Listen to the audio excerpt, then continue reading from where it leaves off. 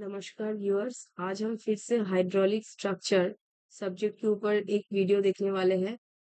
उसमें मैं फुसलास थ्योरी, जो कि मैं लास्ट वीडियो में डिस्कस कर रही थी, न्यूमेरिकल एक फुसलास थ्योरी का। सो उसका जो रिमेनिंग पार्ट है आज हम इस वीडियो में देखेंगे। तो चलिए शुरू करते हैं। ये था हमारा question, to determine the percentage pressure at various key points shown in the given figure. Also determine the exit gradient and plot the hydraulic gradient line for pond level on upstream and no flow on downstream. So इसमें हमने पिछले video में percentage pressure, ये जो सारे points है जैसे कि E1, C1, फिर D1 मतलब पाइल नंबर 1, ये रहा पाइल नंबर 1, फाइल नंबर 2 का सारा करेक्शंस, और इस की पॉइंट्स में जो जितने भी प्रेशर आ रहे थे, सीपेज प्रेशर, उसको हम लोग निकाल चुके थे। जस्ट अब ये डाउनस्ट्रीम का प्रेशर की पॉइंट्स पे E3, D3 और C3 पे निकालना हमें मतलब बाकी था। डाउनस्ट्रीम पाइल का की पॉइंट्स पे प्रेशर, और अब उसके बाद एग्जिट ग्रेडियंट और हाइड्रोलिक ग्रेडियंट लाइन को हम प्लॉट करेंगे आज के वीडियो में। देखेंगे कैसे करते हैं। तो चलिए, यहाँ तक के इस स्लाइड तक के हमने पिछले वीडियो में देख लिया था। अब इसका आगे का स्लाइड देखते हैं, चूंकि है आज डाउनस्ट्रीम पाइपलाइन के ऊपर। डाउनस्ट्रीम पाइपलाइन जैसे कि हम लोग पिछले वीडियो में भी देखते आए हैं, कैसे निकालते हैं की पॉइंट्स, मैंने सब समझा दिया कि ये होते हैं की पॉइंट्स पाइल लाइंस का। क्यों? क्योंकि ये जो स्टार्टिंग पाइल लाइन का ये होता है स्टार्टिंग पॉइंट, उसके बाद ये होता है जो हम लोग का डायरेक्शन ऑफ फ्लो है उसका चेंजिंग पॉइंट, तो ये भी होगा एक की पॉइंट। और सी जहाँ पे ये जो पाइल है ये एंड हो रहा है, तो ये सारे हैं इस पाइल का तीन की पॉइंट्स, ई, बी और सी। तो डाउनस्ट्रीम पॉइंट्स का क्या था क्वेश्चन पे, ये रहा फिगर छोटा सा, नीचे देखिए E3 मैं मार्क कर रही हूँ, E3, C3 और D3। इस पॉइंट्स में हमको क्या निकालना पड़ेगा? प्रेशर्स निकालने पड़ेंगे। तो उसके लिए हमको क्या चाहिए देख लेते हैं। ये ऐसे डी, डेप्थ ऑफ पाइल। तो डेप्थ ऑफ डाउनस्ट्रीम पाइल कितना है? डाउनस्ट्रीम का बेड का लेवल कितना है? 152। 152 ये है डाउनस्ट्रीम का फ्लोर, जब हम लोग फ्लोर थिकनेस कंसीडर नहीं करते हैं ना, उसके बाद तो फिर जाके फ्लोर थिकनेस का करेक्शन किया जाता है for is of calculation. So 152 minus ये रहा नीचे 141.7। So total depth of pile, downstream pile का डेप्थ आ गया 9.3 मीटर। ठीक है। सो 9.3 मीटर आने के बाद उसके बाद हमारा क्या होगा? बी कितना दिया हुआ है? 57.0 मीटर। अच्छा, ये जो होता है 57.0 मीटर, ये क्या है? 57.0 मीटर ये होता है टोटल विड्थ ऑफ फ्लोर, दिया हुआ है क्वेश्चन में। अब अल्फा निकालेंगे। अल्फा क्या होता है? Alpha is equal to V/T। तो हमारा बी है 57, और डी कितना था? डी था हमारा 10.3 निकला था। ये 152 माइनस 141.7 दैट इज 10.3। तो 1/अल्फा क्या हो जाएगा? D/B। तो वो 0.181। क्यों निकाले हम अल्फा? क्योंकि अब हम ये फॉर्मूला का यूज करके, जो कि हमारा गिवन रहता है, हम जानते हैं ये फॉर्मूला की पॉइंट्स में कैसे प्रेशर निकालेंगे। ये ऑलरेडी हम लोग डिस्कस कर चुके थे क्लास थ्योरी के वीडियोस में। जिन्होंने भी नहीं देखा हो तो प्लीज जाके मेरे वीडियोस को आप एक बार चेक कर सकते हैं। सो फाई ई की पॉइंट ई पे फाई का वैल्यू कितना होता है? प्रेशर एट ई 1/पाई कॉस इनवर्स लैम्डा माइनस 2/लैम्डा। सिमिलरली डी पॉइंट पे ये है फॉर्मूला। तो चलिए निकाल लेते हैं। और लैम्डा का वैल्यू 1 प्लस, यहाँ पे अल्फा का जरूरत 1+α² 2 अंडर रूट ऑफ, तो इससे लैम्डा निकल जाएगा क्योंकि हमारा अल्फा पहले ही निकल चुका है, दैट इज 5.53। अब इसको पुट करके हम लैम्डा निकाल लिया। अब लैम्डा निकालने के बाद ये की पॉइंट्स पे 5, 3 और करेक्टेड मतलब जो एक्चुअल प्रेशर पॉइंट्स है 5E3 और 5D3 निकाल लिए, जो जिसका की वैल्यू आया कितना, ये फॉर्मूला में पुट करने के बाद कॉन्स इनवर्स ये। अब चूंकि डिग्री में आता है तो मैंने पिछले वीडियो में भी बोला था डिग्री को हम लोग रेडियन में चेंज करेंगे, तो इंटू पाई/180। तो चलिए ये भी निकल गया। तो ये सारे क्या है? करेक्टेड वैल्यूज है कि इनकरेक्टेड वैल्यूज? ऑब्वियसली ये इनकरेक्टेड वैल्यूज है। क्यों? क्योंकि अब इसमें हमको करेक्शन अप्लाई करना पड़ेगा। तीन चीज की वजह से करेक्शन, क्या क्या? एक होता है हमारा म्यूचुअल इंटरफेरेंस, दूसरा हो गया हमारा क्या ना थिकनेस, फ्लोर थिकनेस, उसके बाद तीसरा करेक्शन ड्यू टू स्लो। ठीक है। तो चलिए अब ये तीन करेक्शन देख लेते हैं। डी3 पे तो ऑब्वियसली म्यूचुअल इंटरफेरेंस भी नहीं आएगा, स्लोप भी नहीं आएगा। E3 पे क्या स्लोप आ रहा है? E3 पॉइंट में कोई स्लोप है? नहीं। इस पॉइंट पे स्लोप का एंड हो रहा है। आप देख सकते हैं डायग्राम में इस पॉइंट पे E3 पॉइंट में कोई स्लोप का एंडिंग या फिर स्टार्टिंग पॉइंट नहीं है, तो स्लोप की वजह से कोई करेक्शन नहीं आएगा। फ्लोर थिकनेस, तो फिर करेक्शन किस किस की वजह से आएगा? सिर्फ और सिर्फ फ्लोर थिकनेस और म्यूचुअल इंटरफेरेंस। चलिए देख लेते हैं। तो करेक्शन ड्यू टू पाइल सब E3 is affected by pile number 2 mutual interference, है ना। E3 किससे इफेक्ट होगा? ये C2 के वजह से, ये म्यूचुअल इंटरफेरेंस इसमें इफेक्ट इसका आएगा। So since E3 is in the forward direction, E3 चुकी है फॉरवर्ड डायरेक्शन में, है ना। तो फॉरवर्ड डायरेक्शन में क्या होता है? प्रेशर कम होता है कि ज्यादा होता है? ऑब्वियसली कम होता है C2 के रेस्पेक्ट में। तो C2 के प्रेशर रेस्पेक्ट में E3 में प्रेशर कम होगा, तो C2 के रेस्पेक्ट में E3 में क्या होगा? Negative sign. तो करेक्शन क्या होता है? नेगेटिव, कम होता है pressure. So and it's amount is given by, ये रहा। ये सारी चीज हम लोग जानते हैं। डी होता है डेप्थ ऑफ पाइल नंबर 2। क्यों? क्योंकि 2 का इंटरफेरेंस हम 3 पे देख रहे हैं, तो पाइल नंबर 2 का डेप्थ कंसीडर करेंगे, जो कि होता है जितना भी टोटल पाइल का डेप्थ है। पाइल नंबर 2 150.7, ये रहा 150.7 माइनस 148। अच्छा, 150.7 क्यों देख रहे हैं? क्योंकि हम हमेशा रेफरेंस उसी चीज का लेते हैं जिसका हम लोग निकालते हैं E3। E3 का जिस डेप्थ से स्टार्ट हुआ है, E3 डेप्थ ऑफ पाइल चूंकि है 150.7 पे, उसी पॉइंट से E2 का कंसीडर देखेंगे ना। उसके ऊपर का जितने भी डेप्थ ऑफ पाइल है वो तो इसको इफेक्ट नहीं करेगा। जैसे कि अगर इसका म्यूचुअल इंटरफेरेंस ऐसे, अब इसका जितना ऊपर बढ़ते जाएगा इसका तो इफेक्ट ऐसे जाएगा, तो उसके वजह से तो ये अगर जो नीचे पॉइंट है, इस पॉइंट का इफेक्ट तो इस पे नहीं आएगा। बट हाँ, इसके जो पैरेलल पॉइंट है, ये जो ए पॉइंट का पैरेलल यहाँ ए डैश है, तो ए डैश का हम इफेक्ट देखेंगे ए पे। लेकिन जो ए डैश के ऊपर बी पॉइंट का इफेक्ट तो हम बी ए पे नहीं देखेंगे ना, क्योंकि ए के ऊपर जो भी अगर पॉइंट होता तब उस पे हम इफेक्ट देखते हैं। ठीक है, ऐसा होता है। तो चलिए अब देख लेते हैं कि हमारा C2 सेकेंड पाइल का रेफरेंस 150.7 माइनस 148, तो 2.7 मीटर। सिमिलरली इसका भी डेप्थ, इसका 150.7 माइनस इतना, तो बी डैश कितना होगा? Distance between piles, pile number 2 और पाइल नंबर 3 के बीच में डिफरेंस है 40 मीटर।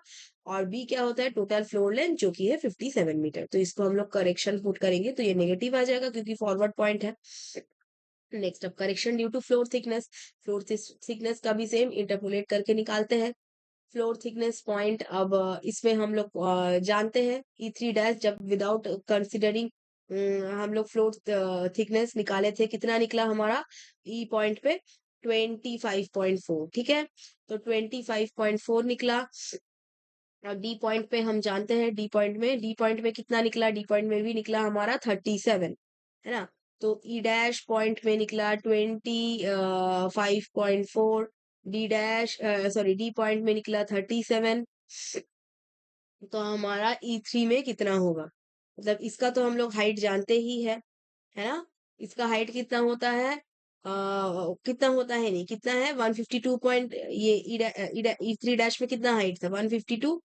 और डी डैश डी पे कितना हाइट है? 141.7। ये देखिए डायग्राम में, देखिए मेंशन है, ये रहा 141.7। ये देखिए मैं मार्क कर रही हूँ 141.7। और ये रहा 152 विदाउट कंसीडरिंग फ्लोर थिकनेस, ये रहा फ्लोर 1.3 मीटर का जो भी है। अब इसके बाद हमारा इस पॉइंट में निकालना है, जिसका कि ना फ्लोर थिकनेस कितना है? फ्लोर थिकनेस चलिए देख लेते हैं। फ्लोर थिकनेस है 150.7, तो 150.7 पे हमारा कितना आएगा परसेंटेज? 150.7 पे हमको निकालना है। ठीक है ना, तो इंटरपोलेट करके निकल जा रहा है। तो इंटरपोलेट करके निकालने के बाद हमको क्या निकालना पड़ेगा? ये अच्छा 1.3 कैसे आया? 1.3 यानी 152, 152 माइनस 150.7। अच्छा, इसको निकालने के बाद हमारा ये जो होगा correction due to floor thickness क्या होगा? नेगेटिव। क्यों नेगेटिव? अब फिर से सेम देखेंगे हम लोग, E3 पे प्रेशर ज्यादा होगा या फिर E3 डैश पे प्रेशर ज्यादा होगा? किस में प्रेशर ज्यादा होगा? ऑब्वियसली E3 पे प्रेशर ज्यादा होगा, है ना। तो हम लोग करेक्शन E3 डैश पे निकाल रहे हैं। तो E3 डैश, E3 के रेस्पेक्ट में प्रेशर तो इसमें कम होगा, तो इसलिए है नेगेटिव। या फिर हम ऐसे कंसीडर कर सकते हैं कि हमारा जो फ्लोर का थिकनेस है E3 पे ज्यादा है as compare to E3Z, so correction will be negative here, है ना। क्योंकि E3 पे मैं फिर से बोलूंगी E3 पे प्रेशर ज्यादा होगा कि E3 डैश पे, ऑब्वियसली E3 पे प्रेशर ज्यादा होगा। तो हम लोग E3 E3 डैश का हम लोग प्रेशर जानते थे, क्योंकि हमारा क्या होगा प्रेशर उसमें E3 डैश पे कम होगा एज कंपेयर टू E3। क्योंकि मैं फिर से टेबल के ऊपर अगर किसी चीज को रखेंगे ए पॉइंट में, टेबल के टॉप में अगर देखेंगे तो वेट सिर्फ इस ऑब्जेक्ट की वजह से आएगा, पर टेबल टॉप के नीचे देखेंगे तो वेट इस ऑब्जेक्ट प्लस टेबल टॉप का जो वेट है उसके वजह से आएगा। तो ऑब्वियसली बी पॉइंट पे ज्यादा प्रेशर आने वाला है ना। सिमिलरली E3 पॉइंट में ज्यादा प्रेशर होगा as compare to E3 dash point. Since the pressure observe from curves is at E3, so correction क्या होगा नेगेटिव। ठीक है, हम लोग क्योंकि E3 पे निकालेंगे E3 डैश के रेस्पेक्ट पे।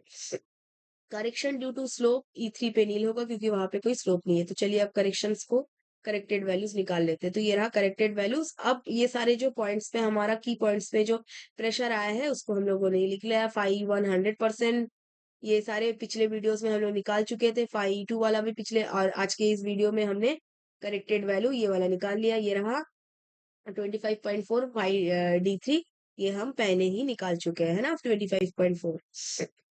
तो ये सारे, और 5 3 डैश सी पॉइंट में तो ऑब्वियसली प्रेशर क्या हो जाएगा, जीरो, एग्जिट ग्रेडियंट। तो अब इसके बाद हम एग्जिट ग्रेडियंट निकालेंगे। एग्जिट ग्रेडियंट निकालने का क्या होता है फॉर्मूला, मैक्सिमम ये रहा एग्जिट ग्रेडियंट निकालने का, ये होता है formula GE. GE is equal to capital total head of flow, कितना नेट हेड रहता है कैपिटल H बाई डी। ठीक है, डेप्थ ऑफ डाउन स्ट्रीम, क्योंकि एग्जिट ग्रेडियंट तो डाउन स्ट्रीम ही होगा, तो डी क्या होगा डाउन स्ट्रीम पाइल का डेप्थ। उसके बाद इंटू 1/पाई into under root of lambda. So H कितना होता है टोटल हेड 158, ये रहा 158 डायग्राम में देखिए 158 माइनस ये डाउन स्ट्रीम पे कितना होगा, टोटल हेड कितना है डाउन स्ट्रीम पाइल का हम निकाल रहे हैं ना, तो इसका हेड देखना पड़ेगा टोटल हेड कितना है, तो 158 माइनस 152, सो ये आ गया हमारा 6 मीटर। उसके बाद डी कितना होगा, डी होगा depth of pile down stream depth of cut off कितना होगा 152, ये रहा 152 माइनस 141.7 दैट इज 10.3 मीटर। फिर टोटल फ्लोर लेंथ तो हमारा क्वेश्चन पे दिया हुआ है 57 मीटर। सो इससे अल्फा निकल जाएगा दैट इज B/D। अब हम इससे अल्फा के बाद 1/पाई अंडर रूट ऑफ अल्फा निकालेंगे। तो 1/पाई under root of 1 + 1 + alpha square by 2 होता है ना।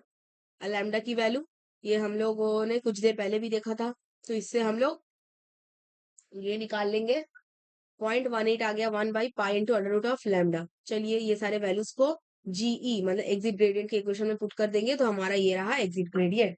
और स्लोप के टर्म्स में देखेंगे तो एग्जिट ग्रेडियंट क्या आएगा, ग्रेडियंट को अगर बोलते हैं तो 1:9.53, ठीक है जी। तो फिर 1:9.53, so hence the exit gradient shall be equal to 0.105, that is 1:9.53, which is very much safe। हमारा ये एग्जिट ग्रेडियंट आ गया सेफ, बहुत ही कम है। तो इसके बाद एग्जिट ग्रेडियंट आने के बाद अब हम प्लॉट करेंगे जो कि क्वेश्चन में मेंशन था, क्या ना, plot the hydraulic gradient line for point level on upstream and no flow on downstream. तो अब हम हाइड्रोलिक ग्रेडियंट लाइन प्लॉट करने के लिए ये टेबल बना लेंगे, इजीली फिर प्लॉट हो जाएगा हाइड्रोलिक ग्रेडियंट लाइन। चलिए, तो ये सारे की पॉइंट्स पे हम लोग पहले हम लोग को की पॉइंट्स पे तो प्रेशर का पता चल गया, पर परसेंटेज में है प्रेशर, है ना। तो की पॉइंट्स में अब मीटर में हम लोग प्रेशर निकाल लेंगे। तो मीटर में प्रेशर निकालने के लिए तो 100% का कितना है टोटल हेड, हमने अभी देखा टोटल हाइड्रोलिक हेड डाउनस्ट्रीम में 6 metre, total head of water available 6 metre. तो उसका फिर 5D1 पे कितना बचता है 80%, 80% प्रेशर आ रहा है, मतलब 5D1 पे प्रेशर कितना आ जाएगा 60। 100% के लिए अगर 6 मीटर है तो 80% के लिए कितना होगा 6/100 इंटू 80। तो इसको कैलकुलेट करेंगे तो 4.8 मीटर आ जाएगा, ठीक है। तो 4.8 मीटर आने के बाद फिर 158 मीटर हम जानते थे। 158 मीटर क्या होता है इस पॉन्ड का लेवल। अब इसके बाद वाटर ड्रॉप होगा क्योंकि 158 कितने में था 100% के लिए इतना लेवल था ना। अब एच जो है ड्रॉप हो रहा है डी पॉइंट में आते आते, तो डी पॉइंट में ड्रॉप होगा, कितना ड्रॉप होगा ना, 6 माइनस 4.8।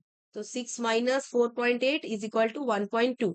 तो 1.2, तो 158 माइनस ये माइनस 1.2, तो 156। सिमिलरली हम लोग 5C1 का निकालेंगे, तो 5C1 का सेम आएगा। 100% के लिए अगर 6 मीटर है तो यहाँ पे परसेंटेज कितना है, 74.38। तो 74.38 के लिए कितना परसेंटेज आएगा, तो यहाँ पे लिखेंगे 74.38। तो उसको कैलकुलेट करेंगे, देखेंगे 4.46 मीटर आ रहा है। तो 4.46 यानी 4.8 माइनस 4.46, तो 4.8 माइनस 4.46 करेंगे, कितना आएगा, 3.34। सो इसको हम लोग अगर कैलकुलेट करेंगे तो 0.34, 158.8 से अगर माइनस करेंगे तो 156.46 आ जाएगा। वैसे ही करके सिमिलरली हम लोग हर एक की पॉइंट्स में माइनस करते हुए ये सारे जो हमारा हाइड्रोलिक ग्रेडियंट लाइन का क्या क्या वाटर हेड होगा डेटम के रेस्पेक्ट पे, है ना, ये क्या देखता है 158, ये सारा कितना एलिवेशन हेड बताता है डेटम के रेस्पेक्ट पे। हम लोग डेटम के रेस्पेक्ट में की पॉइंट्स में कितना कितना एलिवेशन आएगा वो हम लोग निकाल सकते हैं। सब सॉइल मतलब ये यहाँ लिखा हुआ है एलिवेशन ऑफ सब सॉइल यानी मतलब अंदर मतलब सीपेज लाइन डेटम के रेस्पेक्ट पे हम लोग एलिवेशन सारे निकाल लेंगे, ठीक है। तो एलिवेशन अब ये वाला जब हम लोग का निकल चुका है ये टेबल निकालने के बाद ये 158 156.8 ये सारे को हम लोग यहाँ पे प्लॉट कर दे रहे हैं। देखिए 158 सबसॉइल, उसके बाद फिर ये ड्रॉप हुआ, ड्रॉप होते होते कितना पॉइंट तक ड्रॉप होगा, ड्रॉप होते होते C1 पॉइंट में आएगा। तो मतलब डेप्थ D1 का लास्ट एंड पॉइंट कितना है, C1 में कितना आ रहा है 156.46, यहाँ पे वही मेंशन है 156.46। अब नेक्स्ट हमारा कितना होगा, D2 पॉइंट में डेप्थ ऑफ पाइल नंबर 2 पे जो चेंज होगा वाटर का डेटम के रेस्पेक्ट में कितना हेड आ रहा है देख लेते हैं। एलिवेशन हेड वो होता है 5E2 पे आ रहा है 156.25। चलिए लिखा हुआ है 156.25, ठीक है। उसके बाद कम होके कितना आया, कम होके 155.8 मिड पॉइंट जो डी पे होगा, फिर C2 पे आते आते 155.38 वही लिखा हुआ है 155.38। समझ में आ गया कैसे प्लॉट करते हैं। अब आते आते सिर्फ E3 पॉइंट फिर ये जो लास्ट पॉइंट होगा C3 जीरो हो जाता है। तो E3 पॉइंट कितना होगा, चलिए देख लेते हैं। E3 पॉइंट हमारा हुआ 154.07। E3 पॉइंट ये रहा 154.07। तो यहाँ पे आएंगे देखेंगे 154.07, उसके बाद C3 पे आते आते जीरो, है ना। C3 जिससे कि एग्जिट ग्रेडियंट हमारा सेफ हो गया था, कुछ भी प्रेशर नहीं आ रहा था। तो उसमें हमारा ये सिर्फ क्या है एलिवेशन हेड फ्लोर के एलिवेशन हेड को डेटम के रेस्पेक्ट पे दिखा रहा है। डेटम यानी क्या, हम लोग जानते हैं मीन सी लेवल जो डेटम होता है उसके रेस्पेक्ट में हम लोग जितने भी हाइट निकालते हैं, ये सीपेज लाइन का कितना, ये जो डेटम है उसके रेस्पेक्ट में E1 का कितना हाइट है, ये जो डेटम है उसके रेस्पेक्ट में C1 का हाइट कितना है। इसको तो हम लोग डेटम को नीचे नहीं शो कर सकते, इसलिए यहाँ हाइड्रोलिक ग्रेडियंट लाइन को ऊपर जस्ट लाइन के रेस्पेक्ट में हाइड्रोलिक ग्रेडियंट लाइन जो है वाटर ऊपर से फ्लो रहा है इसीलिए ऊपर शो किया गया है डेटम के रेस्पेक्ट में, ठीक है। सो ये था आज का वीडियो। अगर आप लोगों को मेरा वीडियो अच्छा लगा तो प्लीज मेरे चैनल को जरूर सब्सक्राइब कर लीजिएगा।